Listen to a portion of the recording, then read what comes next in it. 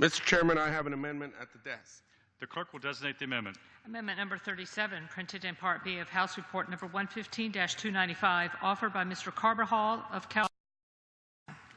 Pursuant to House Resolution 500, the gentleman from California, Mr. Carbajal, and a member each opposed, each will control 5 minutes. The chair recognizes the gentleman from California. Thank you, Mr. Speaker. I am offering an amendment to ensure we are taking the appropriate steps to improve pipeline safety to mitigate some of the devastating impacts of oil spills throughout our nation. This is a particularly important issue for my constituents on the Central Coast, where we have seen the damage of oil spills wreak on our communities and local economies. During the 1969 Santa Barbara oil spill, over 100,000 barrels of crude oil spilled into the Santa Barbara Channel.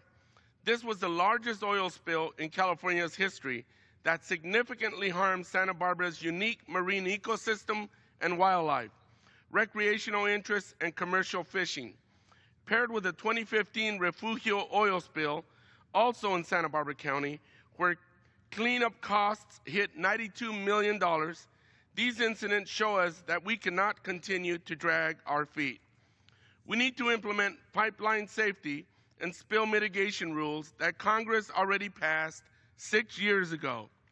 In 2011, the House worked in a bipartisan way to pass the Pipeline Safety Regulatory Certainty and Job Creation Act. This law, which passed the House unanimously, directed the Pipeline and Hazardous Materials Safety Administration, or PHMSA, to update and strengthen key pipeline safety standards.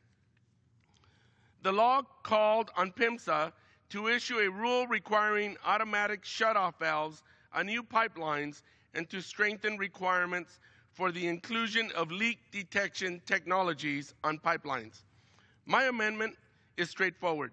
It sets $1 of PHMSA's own budget for the finalization and implementation of Section 4 and 8 of the bipartisan 2011 Pipeline Safety Law so that our federal guidelines are up to date.